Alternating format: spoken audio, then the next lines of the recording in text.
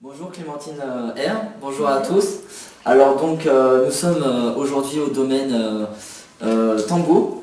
Alors Clémentine, présentez-vous vous et présentez également donc votre domaine à nos clients. Donc je suis Clémentine R, je suis la gérante du domaine Tambour depuis 2004, donc ça fait quelques années maintenant. C'est un domaine familial qui exploite 22 hectares et sur les crues Collioure et Bagneux. Très bien. Après, par rapport au terroir, donc c'est généralement le même, c'est un terroir de schiste il me semble. Un terroir de schiste, deux appellations, un seul cru sur du schiste, sur des coteaux face à la mer. Très bien.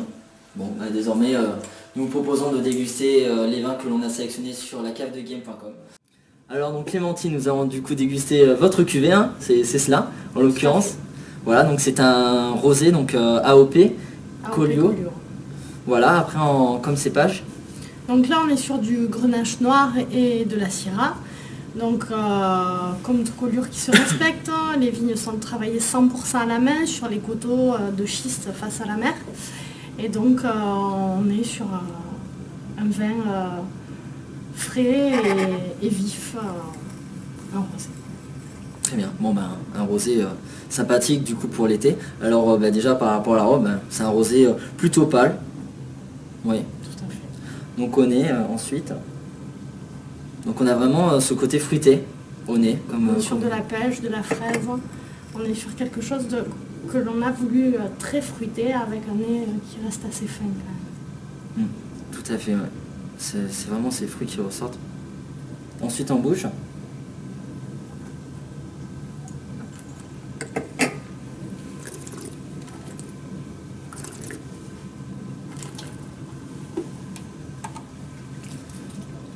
Alors en bouche, on retrouve aussi les arômes que l'on a perçus au nez.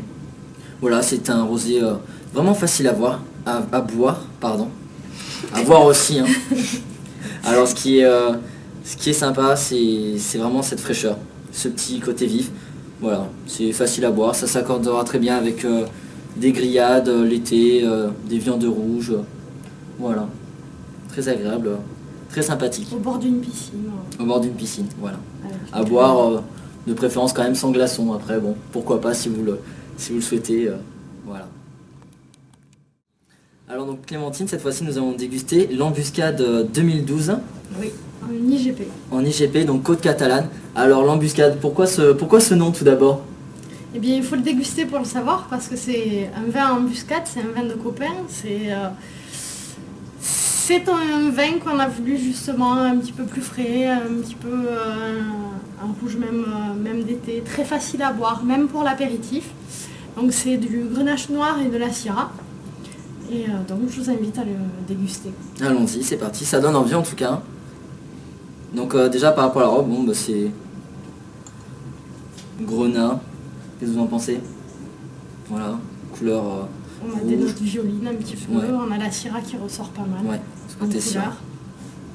Ouais, pas très foncé, assez clair. Avec les reflets violines en effet. Ouais. Ensuite au nez donc. On a un beau bouquet. Ouais. On sent la fraîcheur, les fruits. Les fruits, on est un petit peu sur une épice de cumin, Mm. légèrement grillée. Légèrement poivré peut-être également. Ouais. Ensuite donc voyons en bouche ce que cela donne.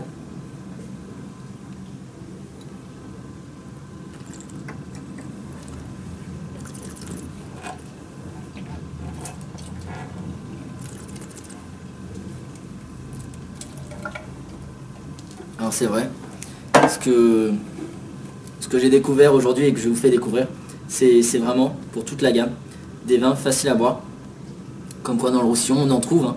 C'est pour ça également qu'on fait ce type de vidéo, hein, pour promouvoir nos vins et pour faire entendre aux personnes que le Roussillon produit également des vins faciles à boire. On est vraiment sur ce côté fraîcheur, sur tous les vins, celui-ci également.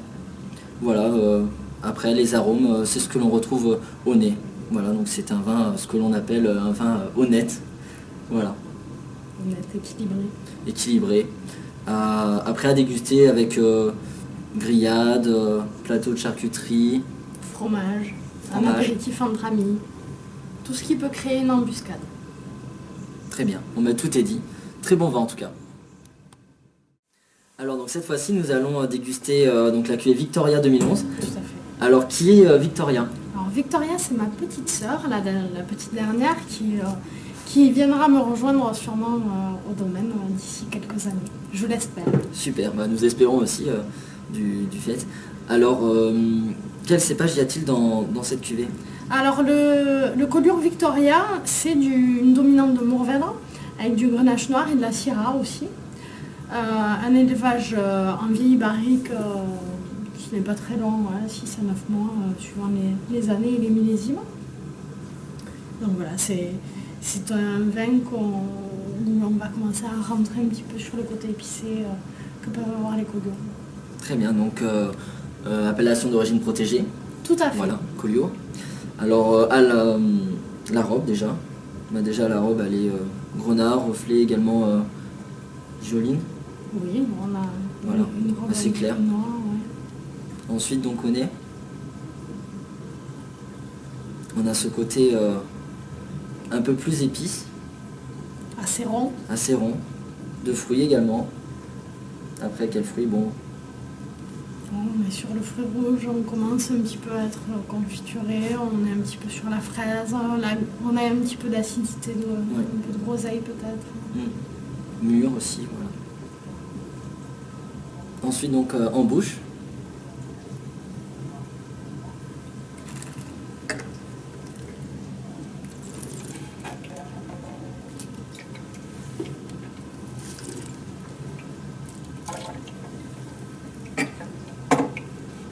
Il est très agréable, il est rond. Des tanins présents, mais un Assez- vin velouté. Ouais. Tanin présent, oui. Assez fin quand même. Voilà, des arômes de fruits, surtout rouge. Un peu Après, d'épices. un peu d'épices, cannelle, légèrement poivré, très légèrement.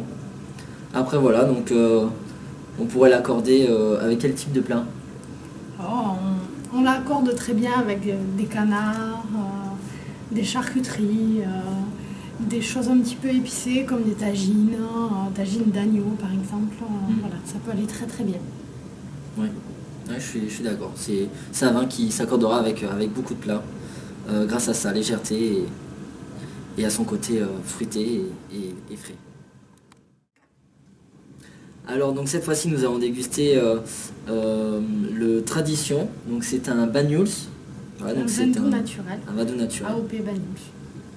Voilà, donc Grenache noir pur, Grenache, voilà. Ok, donc 100%. 100% en coteau. Surtout sur les Banyuls, c'est très important, travailler 100% à la main et tout en coteau pour avoir une bonne concentration en sucre, comme on veut sur les vins doux. Très bien. Bon ben déjà alors à l'œil, quelle robe?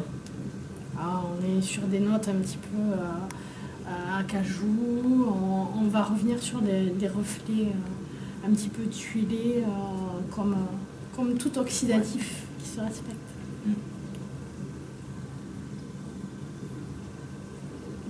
Moi j'adore les vins doux naturels, donc forcément j'aime le Banyuls. C'est très agréable, au nez on a des arômes de fruits secs, De figues séchées, figues de séchées. noix. C'est assez torréfié quand même. Oui, c'est très agréable. On est un Et petit peu sur l'écorce d'orange.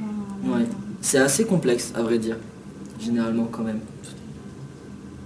En millésime, je sais pas si on en a parlé, on est sur quel millésime? Alors, les Banyuls oxydatifs, on recommence. Les Banyuls oxydatifs, c'est très rarement millésimé. Donc là, on est sur une méthode Solera et on peut avoir un mouillage assez fréquent, donc comme on est en extérieur.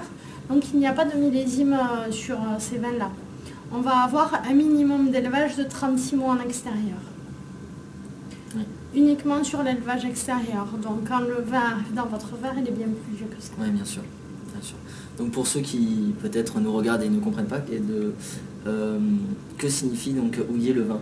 Louillage. Alors l'ouillage, c'est de venir combler le vide du fût de chêne qui s'est créé par l'évaporation du vin.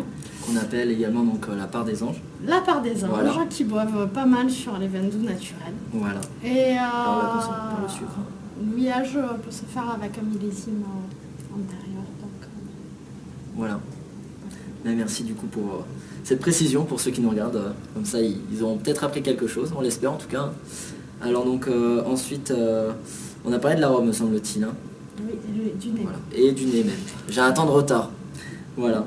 La bouche alors.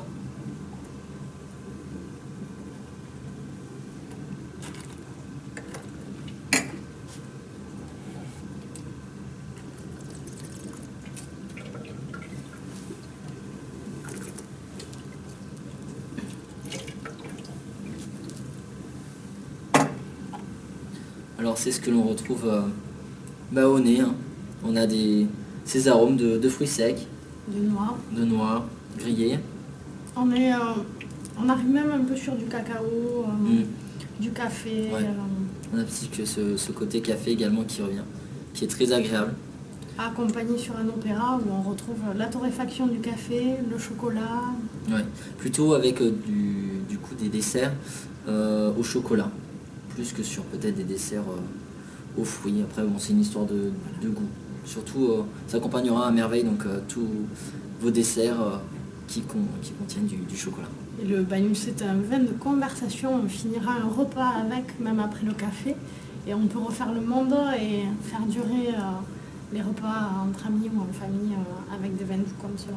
Oui, c'est vrai. Après, bon, c'est également très, très agréable avec un bon cigare pour ceux qui sont amateurs de cigares. Voilà. Bon, bien sûr, on précise que fumer est dangereux pour la santé. Hein. Voilà. Bon. Alors donc, pour finir, nous allons déguster un Banyuls, Le doré doux. le doré doux. Voilà. Alors, Grenache noir, grenache Voilà. gris et grenache blanc, avec un tout petit peu de muscat pour la douceur. Et on va retrouver de nouveau une méthode Solera, donc 100 millésimes. Et pour un vieillissement minimum en barrique au soleil de 18 mois. très bien. D'accord. Alors, pour la robe, Oh, on arrive sur des reflets assez orangés. Hein. ouais. C'est un ambré. On est vraiment sur des notes très très tuilées. Reflet rose, même Voilà. on pourrait même dire rouge très clair, limite rouge grenat très clair. Voilà, il s'agit d'un ambré. Donc au nez, beaucoup d'arômes, c'est assez complexe. On est sur de l'écorce d'orange, on est assez caramélisé déjà. Hein. Ouais. On a l'élevage Solera qui ressort beaucoup déjà au nez. On est caramélisé, confituré. Tout à fait. Alors en bouche,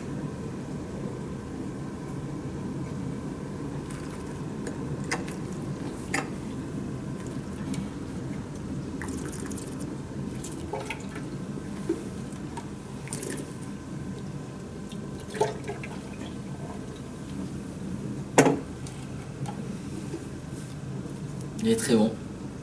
Il a cette fraîcheur, cette légère, bon quand même, cette vivacité aussi en bouche. En termes d'arôme, on est également sur ce côté caramélisé, de fruits secs également.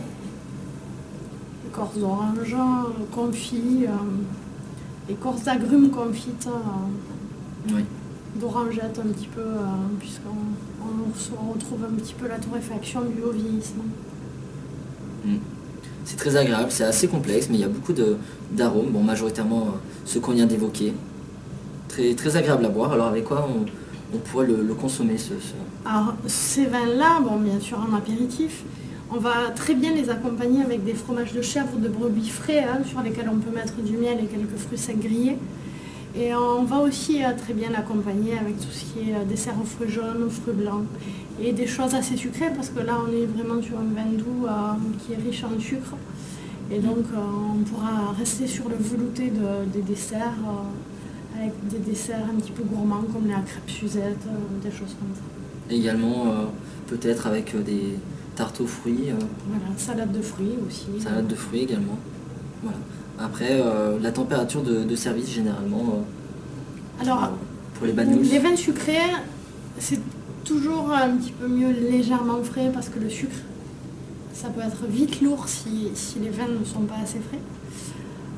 Et puis, comme on dit toujours dans le vin, c'est plus facile de réchauffer un vin que de le rafraîchir. Donc il vaut mieux un vin un petit peu frais qu'on va réchauffer dans ses mains. Hein. Donc température de service à 14, 12 et 14 degrés, ça suffit amplement. Très bien. Voilà, donc pour conclure, ce sont des vins où on est vraiment sur la fraîcheur. Ils sont faciles à boire. Ils ont également ce côté donc assez rond, assez épicé que l'on retrouve également dans nos vins du Roussillon.